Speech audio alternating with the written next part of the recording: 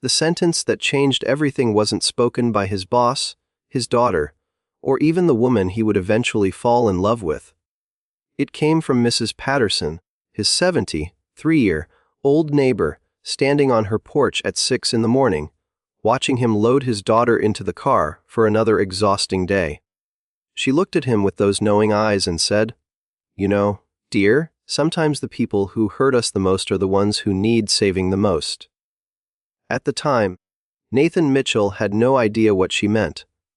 By the end of that week, those words would haunt him in the most beautiful way imaginable. But let me rewind to the night everything almost fell apart. The night Nathan found his worst enemy unconscious in an alley behind O'Malley's bar, her designer dress torn, her platinum blonde hair matted with rain, and two men circling her like wolves. Nathan had every reason to keep walking. And for 3 heartbeats he almost did. Nathan Mitchell wasn't supposed to be at that bar. He wasn't supposed to be anywhere near downtown on a Tuesday night when his 8-year-old daughter Sophie needed help with her multiplication tables and his refrigerator held exactly one questionable container of leftover pasta. But his buddy from his army days, Marcus, was shipping out again in 48 hours, and some friendships demanded sacrifice. They'd served together in Afghanistan, survived things that still woke Nathan in cold sweats at 3 a.m. When Marcus called, Nathan answered. Always. 1 beer. Nathan had told his mother over the phone, guilt already churning in his stomach. Sophie's already asleep. I'll be back before 11. His mother had laughed that knowing laugh of hers. Go. Be human for 1 night. I've got my granddaughter handled. Now, at 10:15, Nathan was walking to his beat-up Honda Civic, collar turned against the October rain, thinking about nothing more significant than whether Sophie would remember to brush her teeth before bed. The alley caught his attention because of the laughter. Not good laughter. Not the kind that bubbles up from joy or connection. This was predatory, sharp, wrong in a way that made the hair on his arms stand straight. Nathan's military training kicked in before his civilian brain could process the scene. 2 men, mid-30s, expensive watches, the kind of entitlement that came from never hearing the word, "no," were crouched over a woman slumped against a dumpster. "Come on, sweetheart," one of them cooed, his hand reaching for her shoulder. "Let's get you somewhere warm. We'll take real good care of you," the other added, and something about his tone made Nathan's blood turn to ice. The woman stirred, tried to push them away, but her movements were sluggish, uncoordinated. Too drunk to fight, too vulnerable to run. Nathan stepped into the alley. "That's close enough, gentlemen." Both men turned, surprised, then annoyed. The taller one straightened, sizing Nathan up. Nathan wasn't particularly imposing, 6 feet, lean from years of military discipline and current poverty, level grocery shopping, but there was something in his posture that made smarter men pause. These two weren't smart. "Mind your business, hero," the shorter one sneered. "Can't do that?" Nathan's voice was calm, steady, the same tone he'd used to talk down a scared private who'd accidentally pulled the pin on a grenade.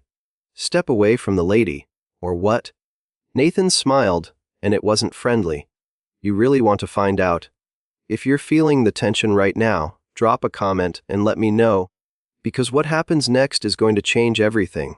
The taller one lunged. It was over in 4 seconds. Nathan hadn't thrown a punch in 3 years, but muscle memory was a powerful thing. 2 precise strikes, 1 controlled takedown, and both men were on the wet pavement, groaning and reconsidering their life choices. "Walk away," Nathan said quietly. "Now, before I call the cops and tell them exactly what I saw." They scrambled. They ran. And Nathan was left alone in the rain with an unconscious woman who, as he knelt beside her and brushed the hair from her face, made his stomach drop to the concrete. Caroline Ashworth, his boss, his nightmare of a boss, the CEO of Ashworth Financial, where Nathan had worked for 3 soul-crushing years as a senior accountant who should have been promoted twice by now, who should have been making double his salary, who should have had the flexible hours he'd begged for after his wife Alina died and left him to raise Sophie alone.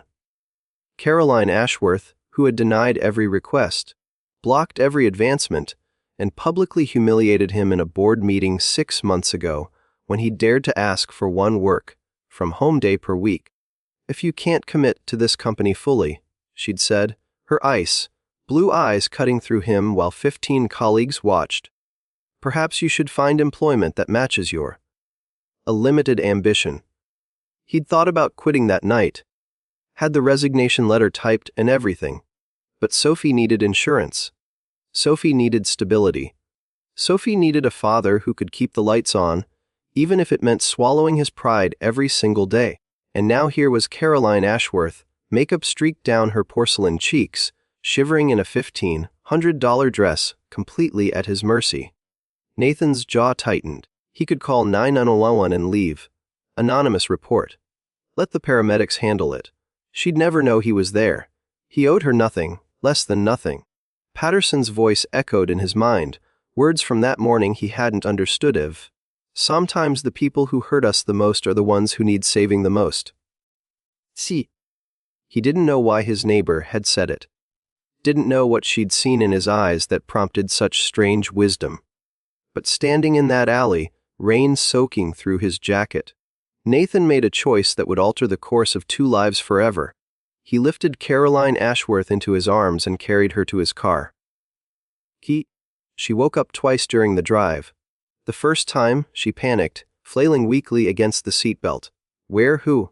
It's Nathan Mitchell, he said evenly, eyes on the road. From accounting. You're safe. I'm taking you home. She stared at him with glassy, confused eyes, then slumped back against the seat and passed out again.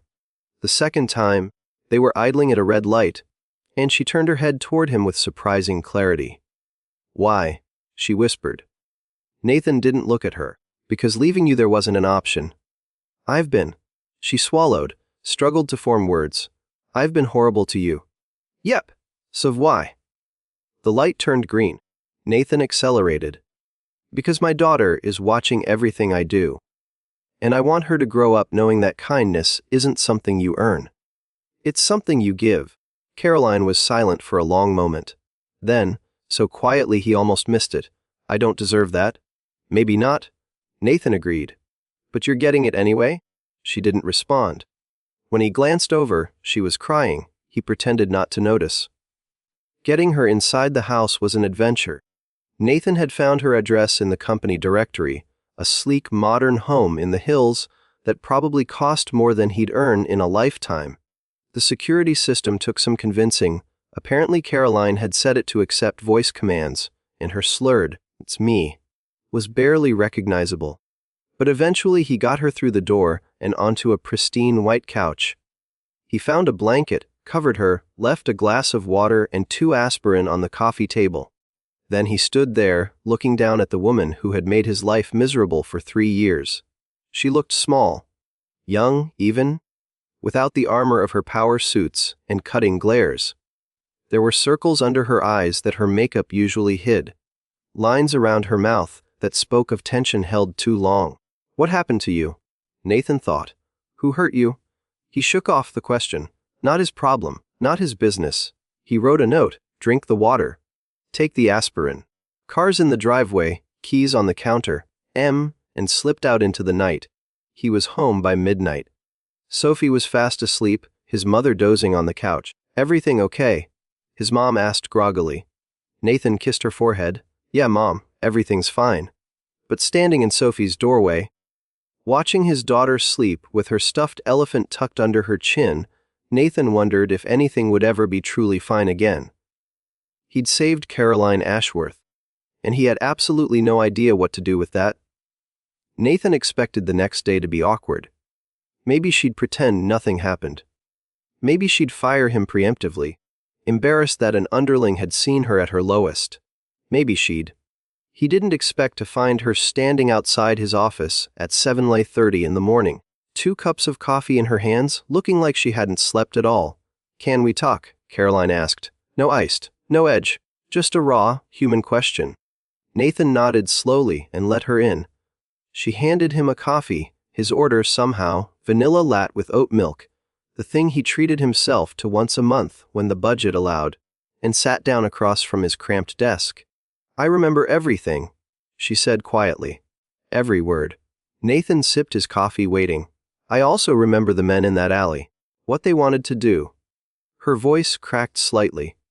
What would have happened if you hadn't been there? Caroline, let me finish. She looked up, and her eyes were red, rimmed but determined. I have been a terrible leader. A terrible person, honestly. The way I've treated you specifically has been unforgivable. The board meeting, the promotion denials, the flexibility requests. I've been cruel because I was scared. Nathan frowned. Scared of what? Of being seen as soft. Caroline laughed bitterly. I inherited this company from my father. He told me every day of my childhood that women in business have to be twice as hard, twice as cold, twice as ruthless. That showing kindness was showing weakness. I believed him. She paused. I believed him until last night, when a man I've treated like garbage saved my life simply because it was the right thing to do. The silence stretched between them. I thought about what you said. Caroline continued. About your daughter watching. About kindness being something you give, not something people earn. She shook her head. I've spent 38 years earning everything, clawing for every scrap of respect, and look where it got me, alone, drunk, almost. She couldn't finish the sentence. Nathan set down his coffee. You don't owe me an explanation. No, I owe you much more than that. She reached into her bag and pulled out an envelope. This is a formal offer. Senior Financial Director. 40% raise, full benefits package including the family health plan and, she swallowed, flexible hours. Work from home Wednesdays and Fridays. No questions asked. Nathan stared at the envelope. What? And I'm not done. Caroline stood, pacing his tiny office. I'm implementing parental support programs company-wide, subsidized childcare, extended family leave, mental health resources. All of it. She turned to face him. This company is going to become what it should have always been, a place where people like you can thrive without sacrificing their children for a paycheck. Caroline, you don't have to. Yes, I do. Her voice broke. I watched my mother work herself to death for a man who never appreciated her. I watched my father treat employees like machines. I swore I'd be different, and instead, I became exactly like him. Tears slipped down her cheeks. Last night, you showed me what real strength looks like. It looks like a single dad working 60 hours a week, barely making rent, watching his boss nearly become a victim, and choosing to help her anyway. Nathan stood slowly. I didn't do it for recognition. I know. Caroline smiled through her tears. That's exactly why it matters. Now if this story is hitting you in the heart, go ahead and smash that like button, because we're just getting to the good part. The changes started immediately. By the end of the week, Nathan had a new office. Not a corner suite, he'd refused that, but a bigger space with a window that actually opened and a photo of Sophie on his desk that didn't feel like a rebellion. By the end of the month, the childcare subsidy program launched. 7 parents cried at the all-hands announcement. Nathan might have been one of them. By the end of the quarter, Ashworth Financial had been featured in 3 business publications as a model for compassionate corporate leadership. Applications for open positions had tripled, and somewhere in between, Nathan and Caroline became something neither of them expected. Friends. It started with coffee meetings, ostensibly work-related, increasingly not. Caroline wanted to understand what working parents needed. Nathan was her focus group of one. But the conversations drifted, deepened, wandered into territories that had nothing to do with quarterly reports. Tell me about Alina, Caroline said one afternoon, and the question didn't sting the way Nathan expected. She was a nurse, he said softly. Pediatric oncology. She used to say that her job was holding hope when families couldn't hold it themselves. He smiled at the memory. She died holding hope for a little girl named Maya, who beat leukemia 6 months later. Elena never knew. Caroline was quiet for a moment. How do you keep going, Sophie? The answer was instant, instinctive. Every morning, she needs breakfast. Every night, she needs a story. Every day. She needs to know that someone in this world will show up for her, no matter what. He shrugged. So I show up. That's the bravest thing I've ever heard. Nathan laughed uncomfortably. It's just parenting. No. Caroline shook her head. It's love, in its purest form. Their eyes met, and something shifted. Something neither of them was ready to name. The turning point came 6 months later, at the company holiday party. Nathan almost didn't bring Sophie. Office parties weren't kid-friendly, and he hated the idea of her being bored or underfoot. But Caroline had specifically asked, "We're doing something special this year, and I want her there." So he dressed his daughter in her favorite green velvet dress and prayed she wouldn't knock over any executives. The event was transformed.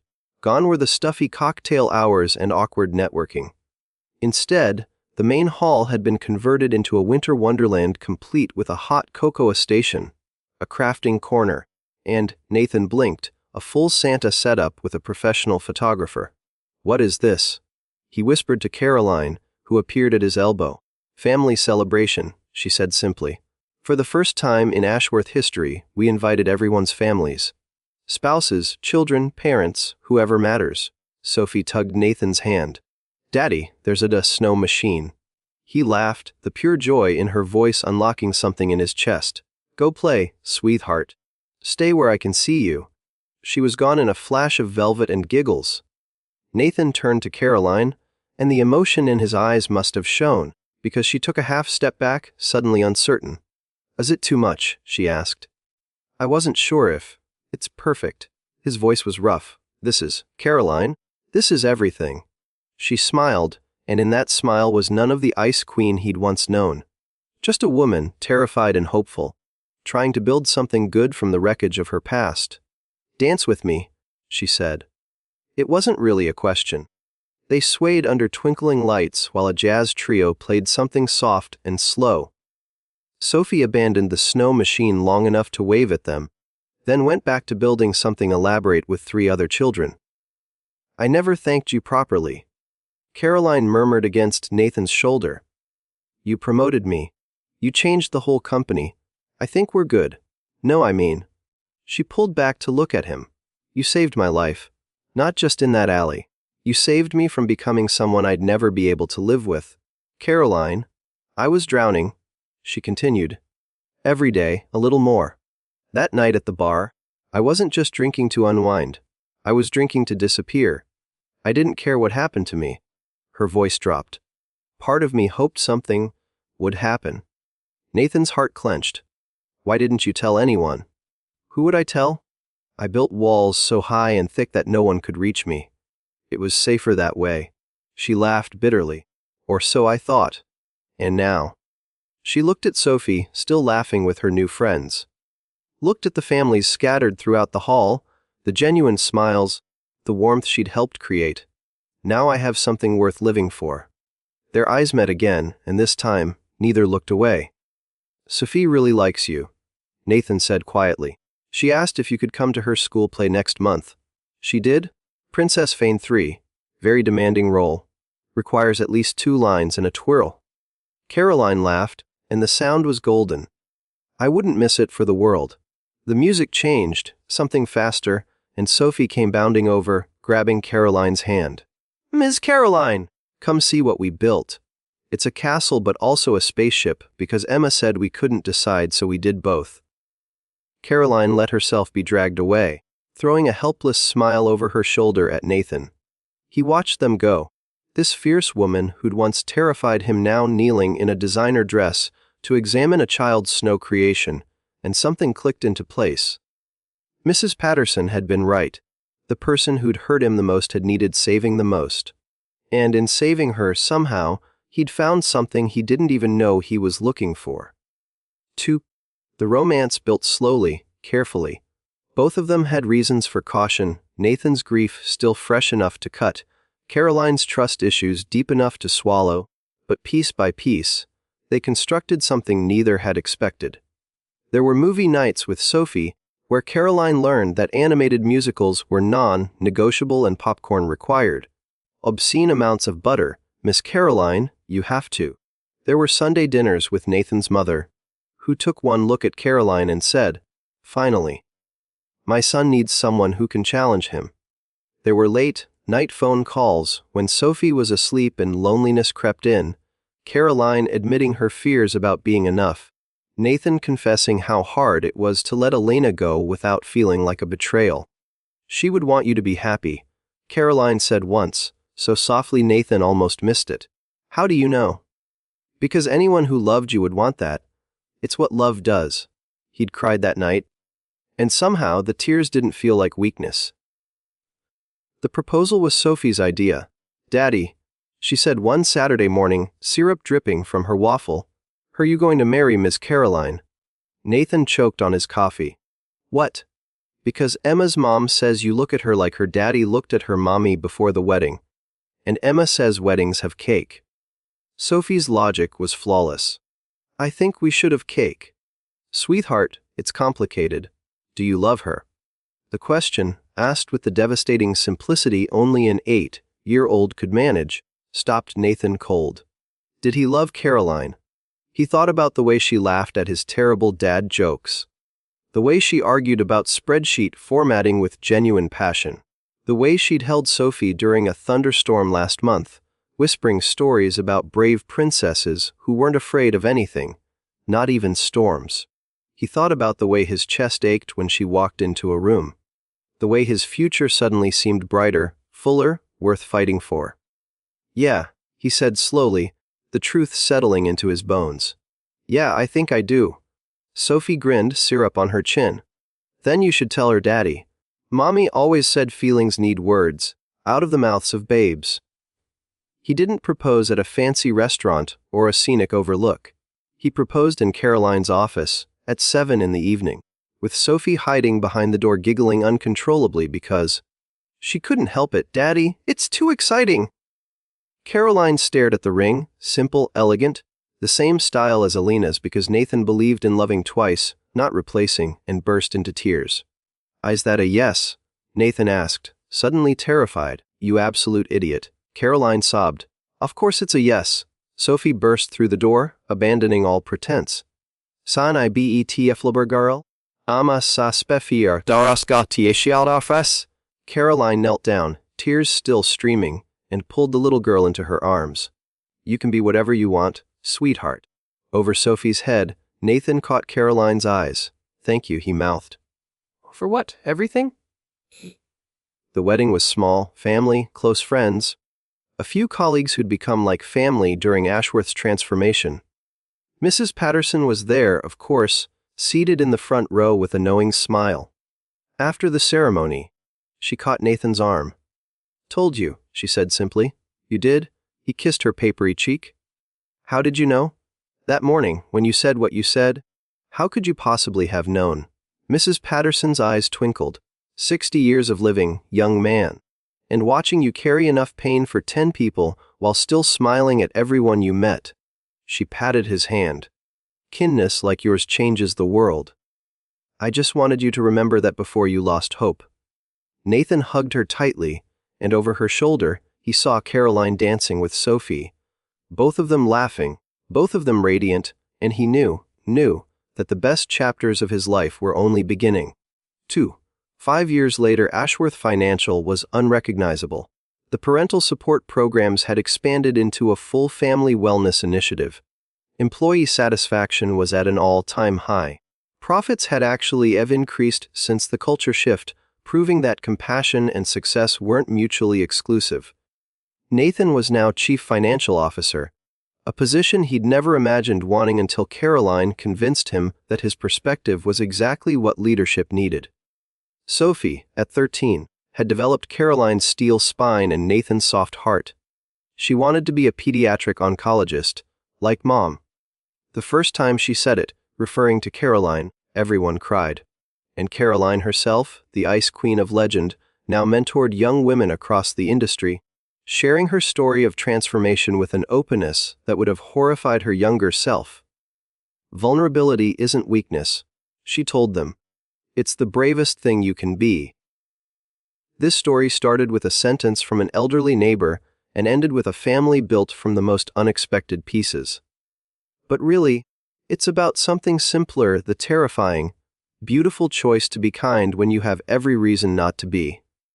Nathan could have walked past that alley, could have let anger and resentment guide his steps. Instead, he chose love, not romantic love, not yet, but something more fundamental. He chose to see a human being instead of an enemy. And that choice rippled outward, changing a company, changing lives, changing everything.